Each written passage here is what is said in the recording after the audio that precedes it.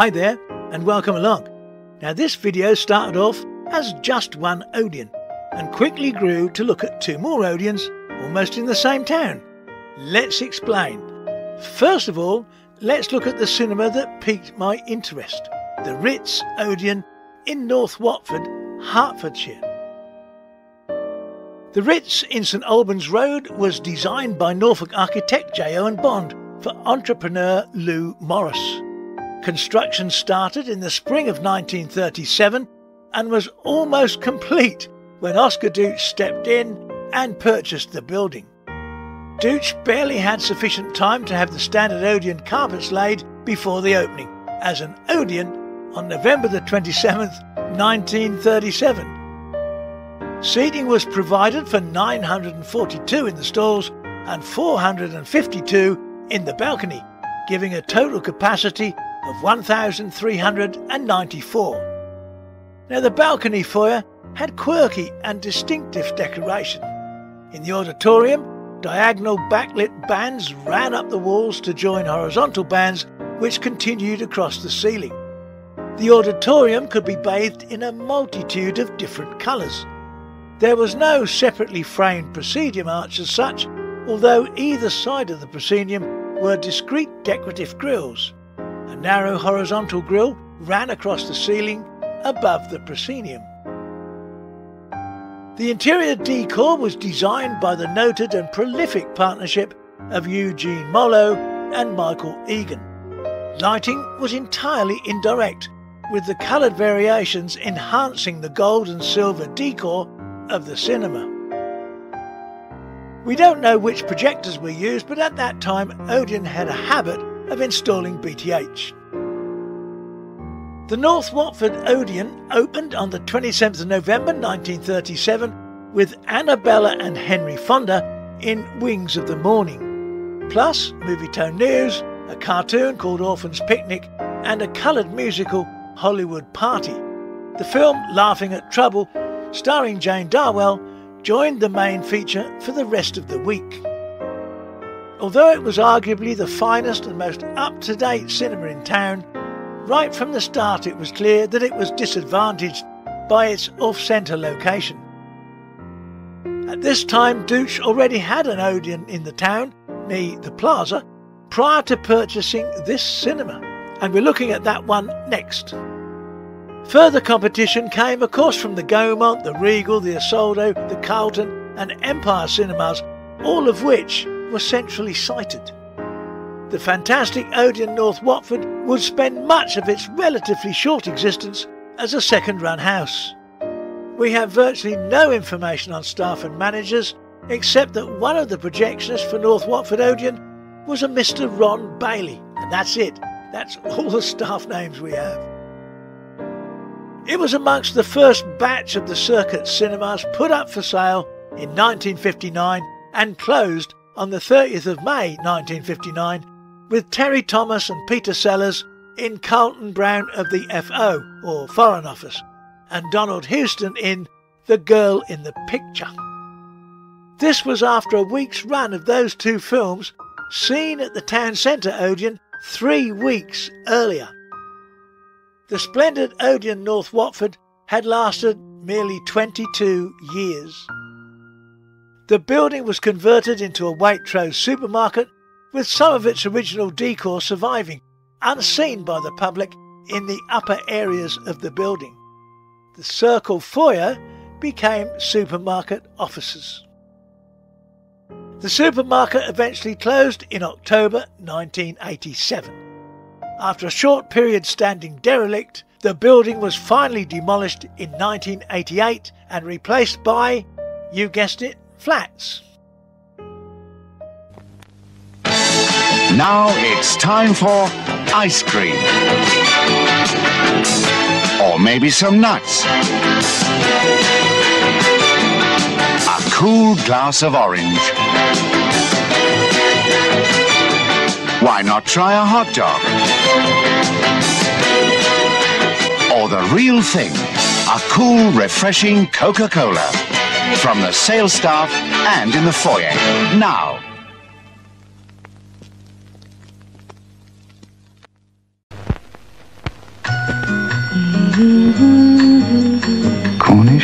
ice cream made with egg and fresh butter. Strawberry Cornish dairy ice cream. Fresh strawberries, crushed and taken to the heart of Lion's Made Cornish Sundae. On sale now.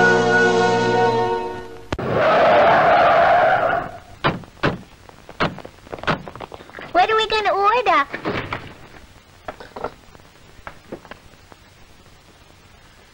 Better make it something fast. Well, why don't we see if they have any bird's eye beef burgers? They're fast, ready in a jiffy. Delicious, too, especially those new pork burgers. Hey, they got a band. Bird's eye beef burgers, when you've got to make it something fast. You can't help falling for a wall. You can't help falling for a wall. Treat yourself to a fruity, K-Time Club or Choc Bar, 6 each. You can't help falling for a wall. Or try the luxury of a strawberry magnum or the delicious dairy special. They're 1 shilling each and you'll love their sensational, smooth, extra richness. No wonder you can't help falling for a wall. Here, that girl over there keeps looking at me. Why don't you go and ask her if she'd like a Pepsi? Excuse me, would you like a Pepsi? Cosmic. I mean Sound City, man. Right. Freaksville. Well, did she want a Pepsi? Dunno, she didn't say. Little smack of those squinching ace, tasting motivating good, buzzing cool, talking high, walking fast, living ever, giving cool, fizzing Pepsi. The Plaza, soon to become Odeon, Watford, 1929 to 1963. Now, the Plaza Cinema was located at 125 to 127 in the High Street at the corner of Albert Road. It was designed by architects Emden, Egan and Company. The attractive building was faced in white tiles and the corner entrance feature was topped by a large dome. It had an exceptionally spacious entrance foyer with oak panelling. There was a large cafe with roadside frontage and the site also had parking for 250 cars. The proscenium was 48 feet wide. The stage was 18 feet deep. There were 4 dressing rooms and an orchestra pit for 12 musicians. It was also equipped with a Compton 2 manual 8 ranks organ, which was opened by organist W.J. Hemsley. The Plaza opened on the 29th of April 1929 with Lillian Hall Davis in Tommy Atkins and B.B. Daniels in Hot News. Now this was right at the very end of the silent era, and it was then almost immediately equipped with an RCA sound system on the 8th of July 1929. That's just 2 months after its opening. The first talkie was Al Jolson's smash hit, The Singing Fool. Special Plaza afternoon teas were served in the cinema for just 6pence. Now Odeon Theatres Limited had submitted plans to open a new cinema just a few doors away from the Plaza, but they bought the Plaza instead on the 28th of September 1936. Perhaps hearing of plans for a new Odeon just yards away may have influenced the owners of the Plaza to sell. It was renamed Odeon just 2 weeks later on the 12th of October. It then seated 1,253 in the stalls and 736 in the balcony. A loss of 243 seats in the stalls and gaining 174 in the balcony, if these figures are correct. It was just months later that they bought the Ritz, North Watford, whilst under construction, and opened that as an Odeon too, perhaps buying up the competition. The Plaza Odeon came under the same management as the town's Gaumont in the 1940s. Then both Odeon and Gaumont became part of the Rank organisation. From that date and into the 1950s, Sunday concerts were held attracting big band names such as Geraldo, Joe Loss, Billy Cotton and Ken McIntosh. The Compton organ was renovated in March 1945 and was removed from the building in 1960 to be installed in the Victoria Hall Evangelical Church, Wandsworth in South London. The Odeon was closed on the 30th of November 1963 with Gene Seberg and Stanley Baker in the French style and Ian Hendry in Girl in the Headlights. The Odeon name was then transferred to the nearby and more modern Gaumont on Watford's High Street. This Plaza Odeon was demolished in February 1964 and a new building on the site contained a Cater's supermarket and the Top Rank Suite, which later became a disco nightclub.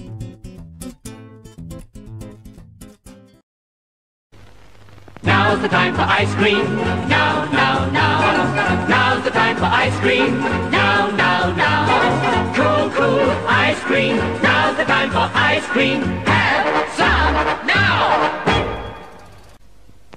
6 new stars by Lion's Made.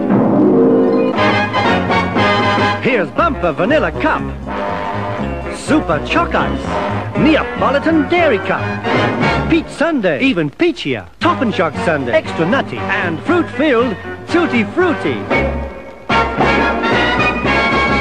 Get yours now!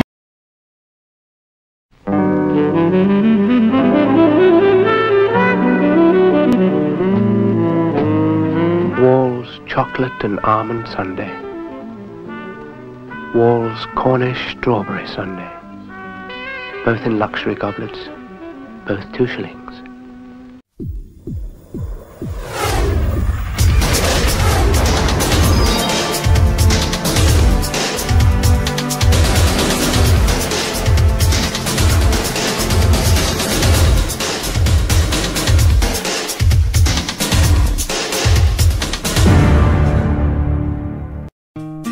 Right, Odeon number 3, the Gaumont, later destined to become an Odeon at 65 The Parade in Watford. I've been fortunate indeed to have found a projectionist from this Odeon who gave me lots of info and some good pictures, as well as identifying several of the staff. We'll get to all that in a while. Located quite close to the Odeon at 65-67 The Parade on the High Street, the Gaumont was a very fine cinema indeed, despite a fairly plain facade on the principal shopping street. Like the North Watford Odeon, this too was designed by architect J. Owen Bond for Lou Morris and was to be named the Capitol Cinema. But again, this was taken over prior to opening, but this time by the Hyams brothers, Gaumont Super Cinemas, in June 1936. Now, it was the only theatre in Hertfordshire associated with Gaumont Super Cinemas, a collaboration of Gaumont with the Hyams and Gale partnership. The very same partnership that built the largest of all cinemas in England, the State at Kilburn, North London. The Gaumont Watford seated 1,398 in the stalls and 602 in the circle, exactly 2,000 in total. We have 2 plans images here, the first one showing the long ground floor foyer and the other one of the restaurant on the first floor above. The wide spacious auditorium had 3 steppings in the side walls and ceiling containing concealed lighting and culminating in a large honeycomb plaster effect either side of the screen, almost reminiscent of the ABC in Wakefield. The proscenium was 48 feet wide and a small stage which would, in the years to come, often have concerts by major pop stars and orchestras. There were 3 dressing rooms. A Wurlitzer 3-manual 8 ranks organ was also installed. The Gaumont was officially opened on the 3rd of May 1937 with Will Hay in Good Morning Boys, and Will Hay appeared in person at the opening. The main feature film was 3 Smart Girls, starring Biddy Barnes. The opening ceremony was performed by Alderman Henry Coates, JP. The organist was 28-year-old Vincent Collier. Principal builder was Parker Construction of the Strand.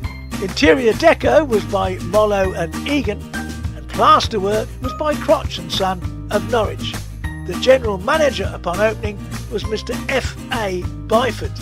Now, let's have a look at that opening programme, shall we?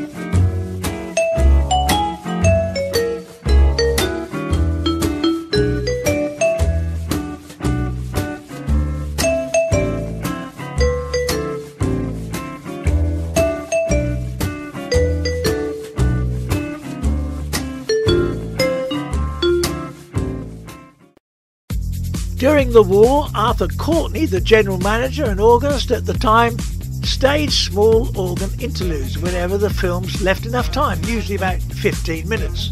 But after the war, the Wurlitzer was hardly heard.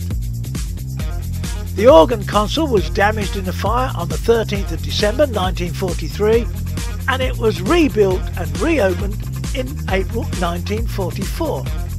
However, the console was destroyed in another small fire at the screen end of the cinema on the 30th of December 1956. That same fire destroyed the CinemaScope screen, which had been installed in 1954. It was replaced by the evening of the same day. The Wurlitzer was not replaced, and the remains of the instrument were removed in 1960 and reused in the Methodist Church in Biggleswade. The cinema now had 1,948 seats. In 1961, the Gaumont hosted a top-ranked bingo club on Sunday afternoons. Live shows were now staged regularly at the Gaumont, featuring names such as Cliff Richard, Dave Brubeck, John Layton and Count Basie. In 1963, the Odeon that started out life as the Plaza, further along the parade, closed. On the 14th of February 1964, the Gaumont hosted the Rolling Stones in concert. On the 20th of September 1964, after the Odeon had been closed for nearly a year, the Gaumont took the Odeon name. It was tripled on the 2nd of June 1974 by the usual Odeon style of a drop wall under the balcony and two small cinemas seating 120 each in the former rear stalls. Now, these were fitted out to a higher specification than usual. The reason was supposedly that several directors of the rag organisation lived in the vicinity. The circle continued, apparently unaltered, using the original screen and containing 606 seats. The entire front stalls area were disused. It reopened on the 2nd of June 1974 as the Odeon Film Centre, with Woody Allen in Sleeper in Screen 1, Busting plus I Escape from Devil's Island in Screen 2, and The Dove in Screen 3. However, after a huge offer was made for the site, it was not actually up for sale at the time, Rank took the offer and the still popular Odeon was closed on the 15th of October 1983 with Matthew Broderick in War Games in Screen 1, Julie Christie in Heat and Dust in Screen 2 and Ernest Borgnine in Young Warriors in Screen 3. It was quickly and hastily demolished in November 1983 to provide the area with yet another large supermarket, this time a Sainsbury's. The entrance block was left standing for some time after the auditorium had been demolished, with the Odeon name still up. That was finally demolished in January 1984. Now this Gaumont Odeon had been maintained in a very good condition throughout its life, and as a still profitable cinema, one has to question the rapid decision to close and demolish such a fine building. Perhaps the offer was just too good to be true. The only clue that a cinema may have been in the area is that the access road to the supermarket loading bays is called Gaumont Approach.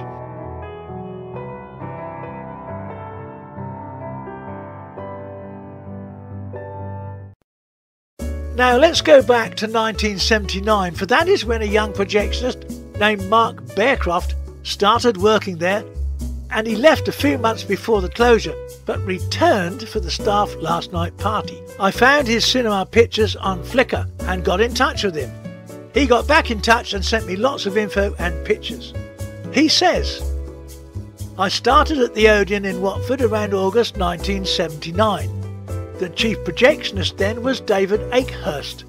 Senior projectionist was Neil Murfitt, another projectionist was Carl Hannington, and I was the trainee.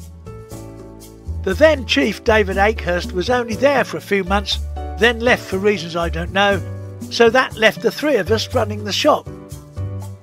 On the 19th of July 1980, the Carlton Cinema in Clarendon Road closed, so the chief and projectionist from there joined us in the Odeon, Dennis Woodward being the chief and Barry O'Shea the projectionist.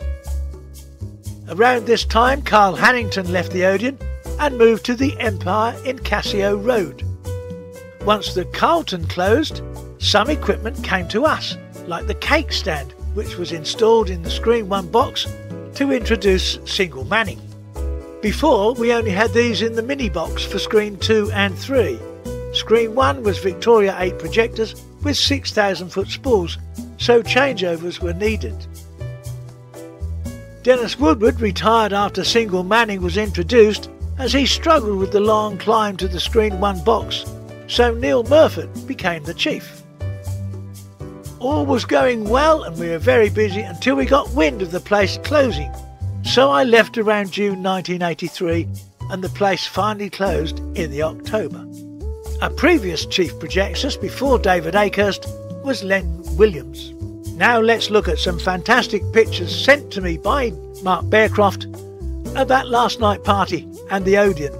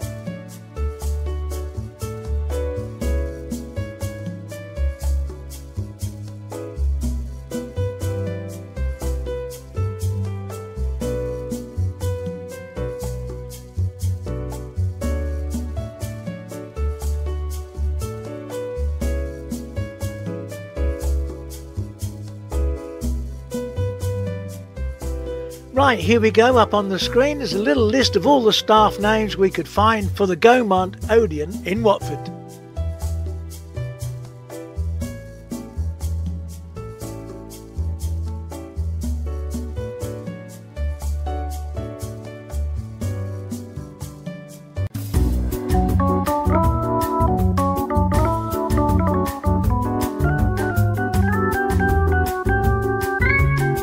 Well, that's it for this one. I hope you've enjoyed it and it was worth the wait. Till next time, don't forget to like, share and subscribe because that helps a lot. And I'll see you all soon. Ta-da!